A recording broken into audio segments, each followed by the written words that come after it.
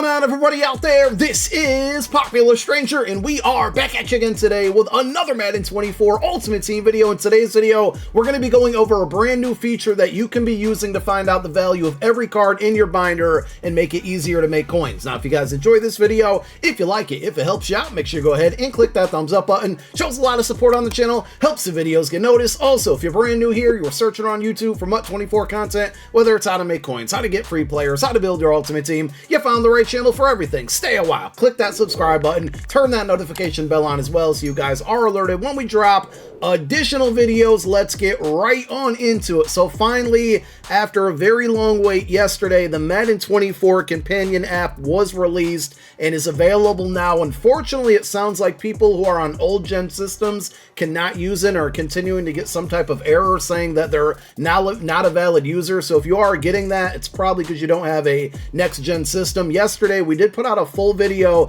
a tutorial on everything you need to know about the Companion App. So make sure you go check that out. We're going to link that video down below in the comments section as a pinned comment. The reason this is really important to today's video is because Mut.gg is the #1 site, aside from my YouTube channel, of course, that you should be using to look up Mut information, whether it's prices, finding the cheapest training out there, attributes or abilities on a cards, pretty much anything you're looking for, theme teams, you name it, it's on Mut.gg. But they also have this Mut.gg binder sync tool that wasn't able to be used until the Companion App went live. Well, of course, now that it's live, we can use it. And basically what it does, and this is free for everybody, there are some certain stipulations I'll go over in a moment, but basically what it does is it links to your EA account and it can pull up every single card that you own, whether it's in your lineup or your binder, and tell you how much it's worth. So if you're ever wondering what you have in the binder that might be valuable, whether it's gold cards, elite cards, whatever, this tool is going to help you out. We're going to go through a full walkthrough on what you need to do to see the value of the cards in your binder, and we'll potentially be selling some cards out of our binder if we can find that they're valuable. But it is worth pointing out that you can only refresh or do this once per week if you're not a Mut.gg Pro member. If you're interested in becoming a Pro member, it's $4.99 per month, or you can pay $50 for an entire year. You basically get $10 off if you go that route. The API, the access to the Mut API that Mut.gg needs to make this possible, likely wasn't free. They have to get it from Madden or from EA. This site costs a lot of money to run, so I know some of you are going to be frustrated that you can only refresh your binder and use this tool once per week if you're not a Pro member, but there's definitely a perk to being a Pro member and helping keep the site up and running so we can have features like this and all of the other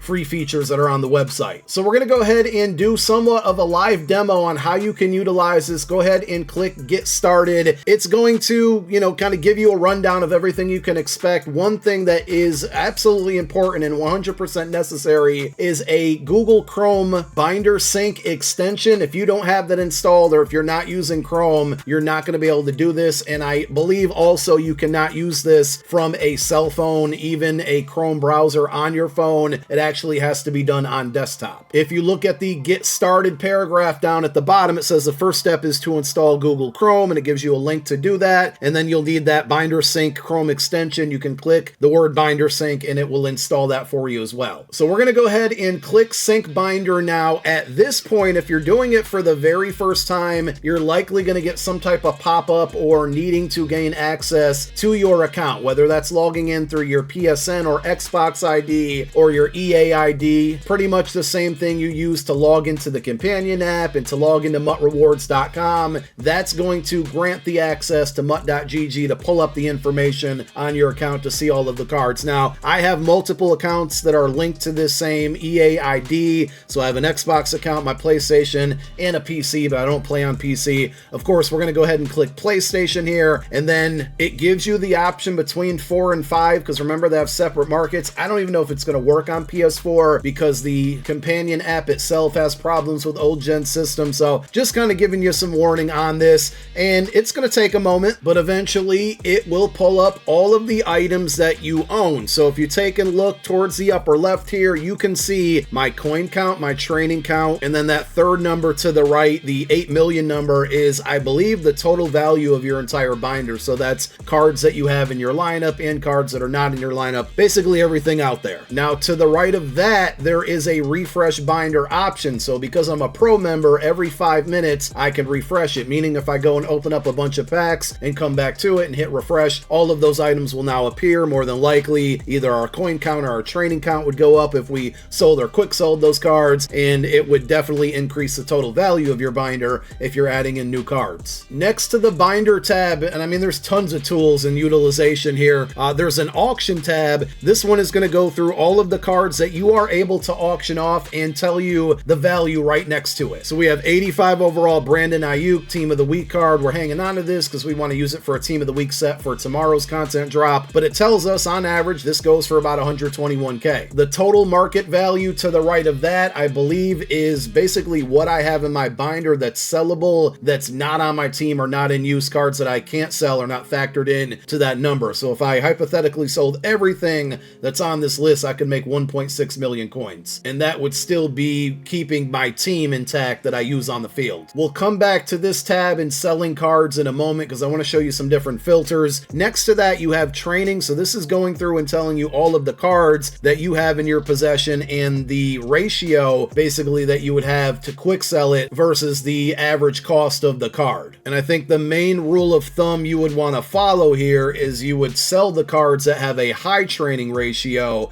and then quick sell the cards that have a low training ratio, assuming that you are in the process or looking for training. I'm not really going to go over the depth chart tab, but it has more to do with kind of building your team and showcasing your roster and whatnot. I think the leaderboard is a kind of a cool thing as well. You can see people's gamer tags, how many coins they have, what their binder is worth, how much training they own, and also their lineup. And if they have it synced on that depth chart tool, I believe you can view their lineup. But basically, it's a bragging rights leaderboard. So we're going to have to try to get ourselves on this eventually before the year is all said and done. I mean, I see some names out there like, that's John Beast right there. Of course, Joe Bruin is a market genius. Joker Calais, one of the best, if not the best, no money spent players out there. So I think this is just a pretty cool kind of side feature to all of this. So the main thing that I would be doing with this tool and will be doing with this tool is utilizing it to find what cards might have value that I'm unaware of. And that's typically going to be with like gold or under cards. As the year progresses, you may see some more value in 80s, 81s, 82s, maybe even 83, 84, 85 at random times. But for now, I think at this early point in the year, I've been telling you for weeks and weeks and weeks, do not quick sell gold cards because at random times,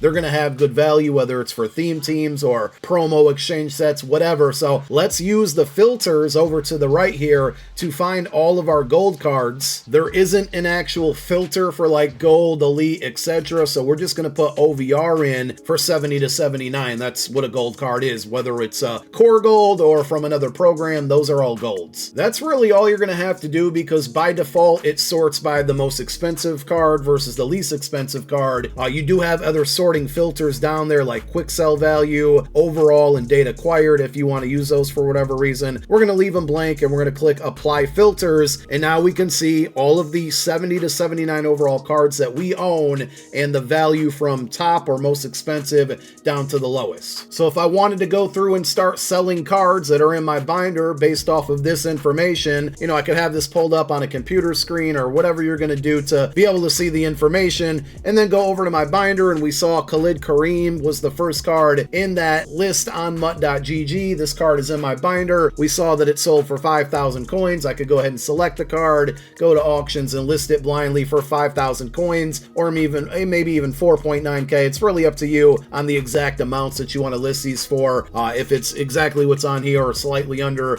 hoping that it sells just a little bit quicker. But this is going to be really helpful to check again at least once a week, because that's what you have the option to. If you're a Mut.gg Pro member, you might want to do it like once per day. I think if you only did it once per week, maybe Tuesdays would be the best day because the weekend market has started to go back up and there was a little bit lull in content, and you know, ahead of us we would have team of the week and a new promo and legends. So if there was one day of the week, Tuesday would be it. I just did one other sort here. We did 80 to 84 overall cards, so you can see that Deion Sanders, the AKA card, on average goes for about 57.5. That's a little bit above market value if we go back over to Mut.gg/ prices, you can see 84s typically go for about 53K. So you can use that information to kind of dictate, do you need to sell a card or keep a card, or what prices you actually want to sell it for using Binder Sync. If you go back to the Binder tab, you also have all of these filters over here as well. The biggest reason why I would use this one over the auctions tab is because you can still see the price, but also you have a team sort. This is really important, and the reason why I don't have a ton of value of gold cards in my binder right now is because when certain theme teams become popular, and most recently it's been the Kansas City Chiefs because of Tyreek Hill and the other really good wide receivers they have in the game, using the team filter within Binder Sync is going to allow you to see all of the cards that you have for that team, which of course you can see in game as well, but on your screen you can also see that it has the price in there on what these cards are average, on average going for, so you know to sell them or not. We'll just use that Orlando Brown for a quick example. 82 overall is about 18.1K on average, and this Orlando Brown is slightly over 20K. Not a huge difference there, but it's just another way to point out and